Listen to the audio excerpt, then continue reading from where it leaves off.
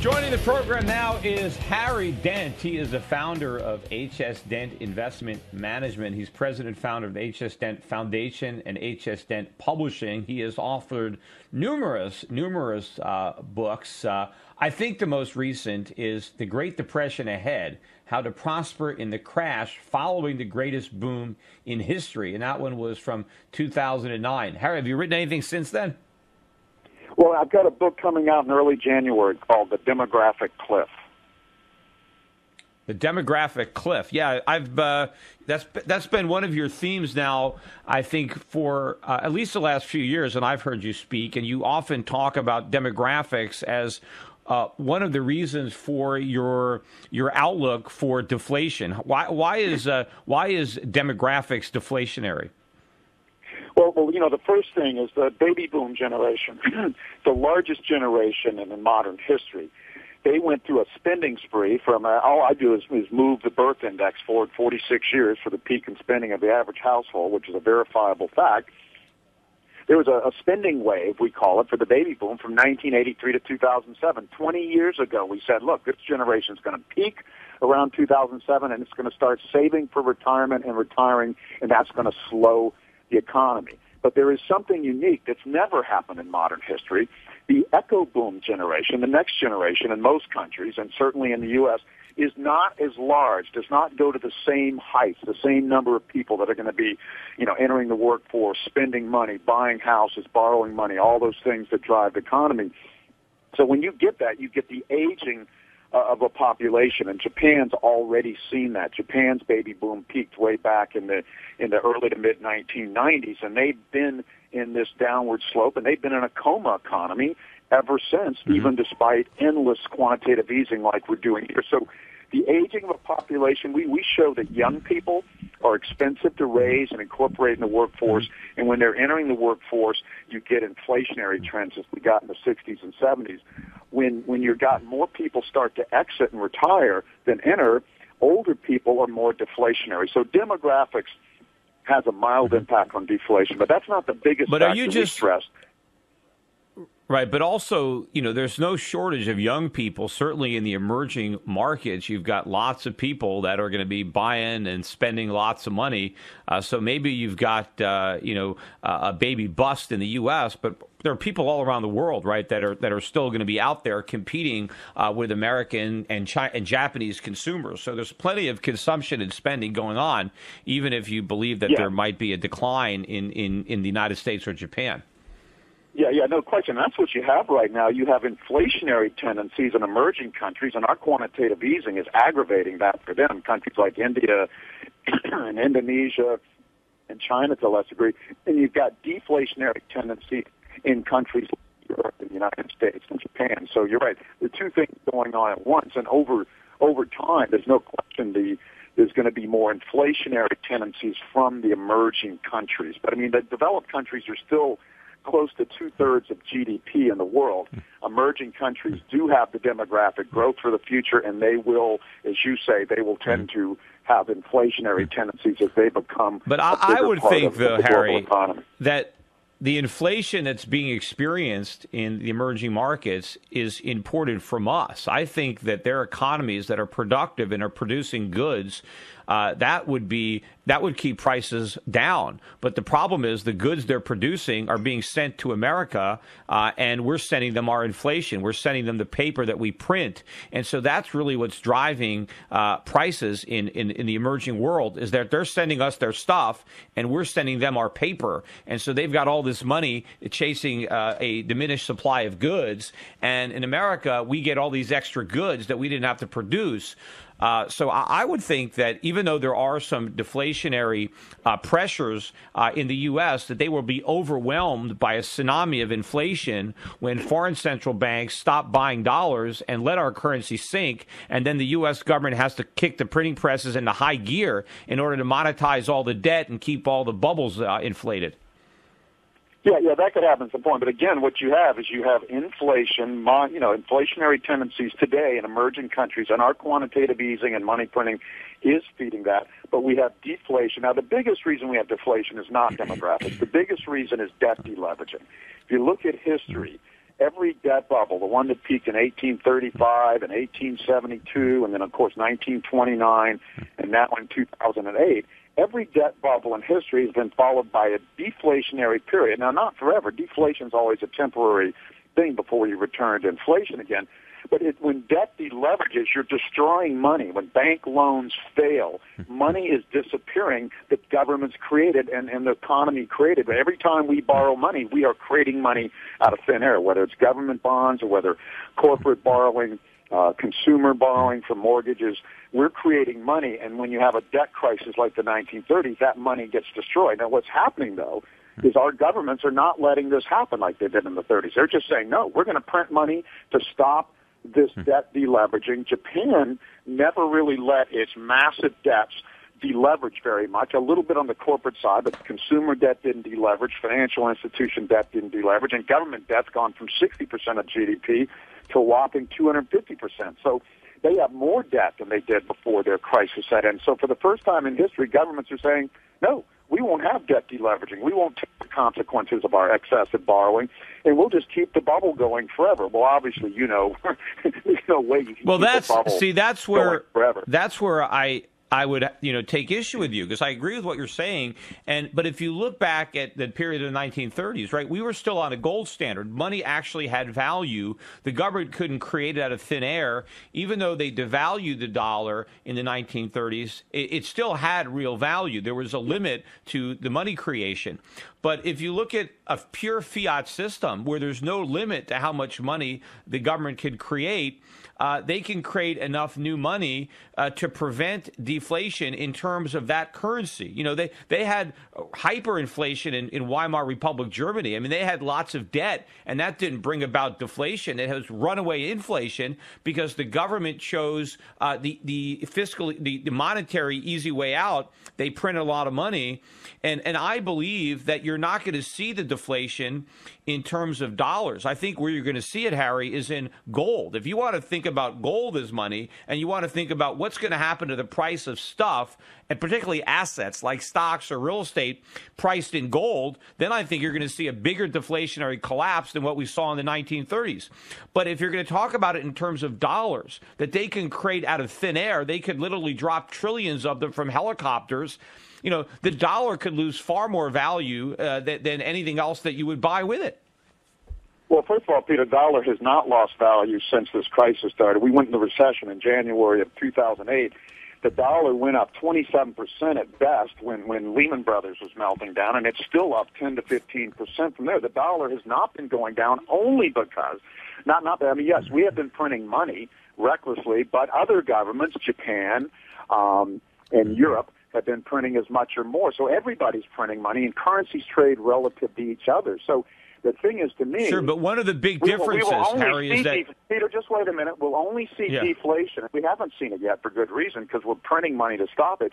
Only if debt deleverages. We've seen about $4 trillion in private debt deleverage, but we've seen $7 trillion in new government debt. So net, we're not deleveraging debt. You only see deflation if debt deleverages. If governments can keep debt from deleveraging, then you're right. We will not see deflation in dollars or anything. And the other thing is gold is going down. So I've been predicting because we've had 5 years of unprecedented money printing, and inflation's gone down, not up. So when gold saw that this year, gold said, oh, my gosh, I was expecting inflation.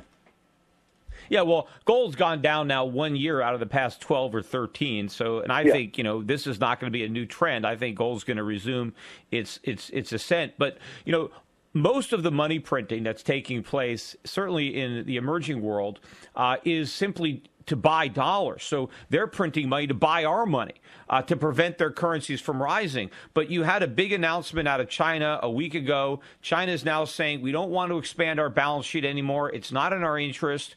So they don't want to keep printing money. They don't want to keep buying dollars. They don't want to keep buying treasuries.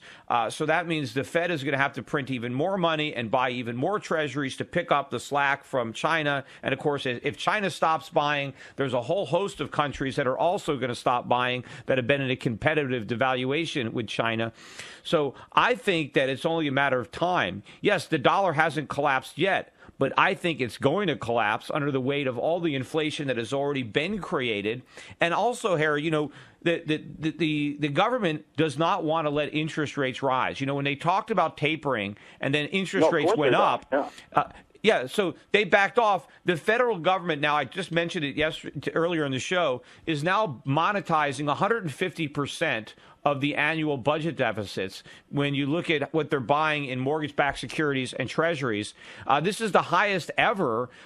So the government is more addicted and more dependent on QE than it ever was.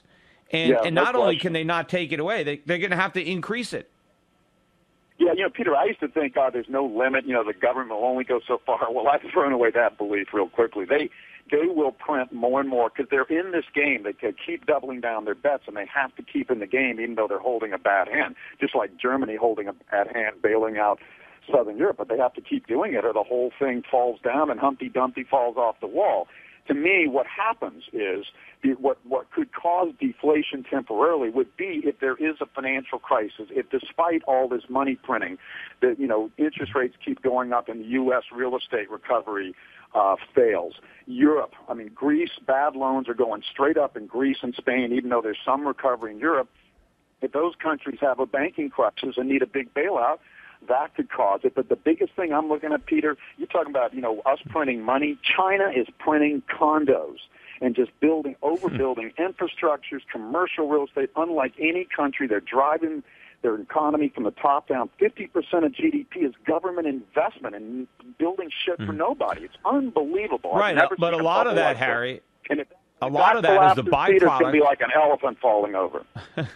Well, a lot of that, though, is the byproduct of their monetary policy, which is to prop up the U.S. dollar. In order to prop up the U.S. dollar, they have accumulated trillions of reserves, and the temptation is to spend them on something other than U.S. treasuries. And so the government has all this money, and they're spending it, but they wouldn't have any of that money if they simply would have let their currency rise. Their citizens would have that purchasing power, and Americans would be stuck with all the inflation that we've created. We wouldn't be able to export it abroad. But I want to get to one point, and then you can rebut it or take it on after the break. But you mentioned that the one thing that really could bring about deflation is a big financial crisis. But wouldn't the government's response to any financial crisis be even more money printing? Because if we have banks fail or real estate markets crashing again, we're going to get more QE. If the Fed goes from $85 billion a month in QE to $150 billion a month to $200 billion a month to whatever, who knows? I think that they will print as much money as they have to get the economy going. And even though it's never going to work, even though all the money printing will make it worse, it just guarantees that we're going to have more money printing. So I think a financial crisis is going to be inflationary because of how the government responds to it. Well, last time we had a crisis, the Fed did eventually come in and stimulate more strongly, but they lost control of the economy first. I think if Southern Europe blows up, if China's bubble bursts, and it's the biggest bubble I've ever seen. I've been studying China nonstop for the last year. It's just daunting what they're doing over there. I think that the economy could melt down first. And then they come in and try to stimulate on lag, and it's too little too late, or they just lose credibility. In 5 years of straight, massive, unprecedented stimulus, which you know better than anybody, and if we go into a financial crisis again anyway, who's going to have faith in the government saying, well, we're just going to double down and do it twice as hard? Now, they may be able to pull that off, and the degree they do, you're right. They'll come back, and they will certainly try to do what you're saying. I have no question about that. The government's in a bind here. They created a bubble in the 90s and 2000s. They do not want to burst because they know how deadly it's going to be, so they'll do anything to keep this bubble from bursting. They are trying to keep a bubble going on forever. Anybody knows. I don't know how long it's going to take. I think it's going to burst early next year. That's what my indicators suggest. But you can't keep a bubble going forever. At some point, this thing will burst, and it will be only worse because they propped it up even more. So, yeah, I agree with you on one thing. This is the most reckless, dangerous, stupid monetary policy in all our history. The only time we've done anything close to this was in World War II, where we issued massive amounts of bonds and bought our own bonds, which is cheating. But we had to do it in a war period. You should not be doing this in a normal economic period. This is just and of course, Harry. when we were selling all those war bonds, the American economy was flush with savings. Americans had the money to buy the bonds. And American consumption, domestic consumption went down to accommodate the increased consumption and spending on the military. So Americans responded by making a real sacrifice. They stopped buying things for themselves during the war years so that those resources could go to wartime production. And so when the war was over, we were able to cut back on a lot of government spending, and we were able to repay those debts. And we had a productive manufacturing economy that we could rely on. We don't have that anymore. But, what I think Janet Yellen is going to do, I think that the Fed regrets the fact that they acted so slowly in the financial crisis of '08. They underestimated. They really underestimated the impact. They underestimated how much of an effect their low interest rates had on the housing market. They underestimated the counterparty risk, the degree to which banks and the consumers relied on home equity. So they were too slow, and they regret that. I think they're going to make up for it this time, and they are going to put that monetary pedal to the metal. They've already got interest rates at zero. So the only thing they can do is bigger QE. So it's pure, injecting that inflation right into the economy. And plus, I think in the next downturn, the budget deficits are going to skyrocket in addition to Obamacare. So you're going to be talking about budget deficits much more than $1 trillion that the Fed's going to be monetizing. So they could be turning $2 or $3 trillion a year. And if the world doesn't absorb all that inflation, and I don't think it will, then I think the dollar gets killed and we get runaway prices. Here's the only problem, Peter. We don't control China and Europe. Yeah, we can print all we want here. China could have its own collapse and crisis, and that would reverberate. See, we generated the last crisis. It was a subprime crisis in the U.S. that triggered a global sell-off in stocks. So I don't see it coming from the U.S. this time. I see it coming from China and Europe, and we don't control that much. And if they go down, believe me, we'll go down at least for a period of time. Although I don't even look at it as China going down. I look at it as China, getting smart. I think that, if the Chinese stop, supporting the U.S. dollar and we see a doubling or tripling or more in the value of their own currency, there's going to be a restructuring in that economy. There's going to be winners and losers. But net, China is going to be in much better shape when they can, produce for themselves as opposed to producing for us. I don't see China. I see China as the biggest bubble ever, and I'm going to bet anybody on this, biggest bubble ever to burst. Real estate is up 6.6 times since 2000 when the real estate bubble started. It would have to drop 85% just to correct that bubble, not the past gains. And those bubbles go back to where they started. So that would be devastating for China. They have bigger down payments, so it's less of a bank insolvency thing, even though it's partially that. The rich Chinese control 85% of the real estate, and that's all their savings. They save 60 to 70% of their income and put almost all of it in real estate. They would be devastated. They drive 60% of the income and 50% of the consumer spending there. China would have I think that real estate prices will come down in their own currency terms, but their own currency will rise dramatically in value. So the net effect on their purchasing power and their position in the world. 35%. That'll kill their exports, Peter, which are 35% of the economy. Then they're dead from that. China's got nowhere to go but burst. They're going to consume that production. No, they're going to consume that production. They're not going to need to export it. Their own consumers are going to have the purchasing power to afford it. The biggest real estate bubble burst where they got all their savings. You think they're going to keep spending? No. They're earning their wages. They're earning, and their cash savings are going to go up. But Harry, you know what? Right here on the radio, we're going to make a bet. China bursts in the next 3 years, and it bursts. All right. Well, we'll have to go down hard. Well, I think if China bursts, it's much worse for us, just like the Great Depression was much worse for the UK than it was in the U.S.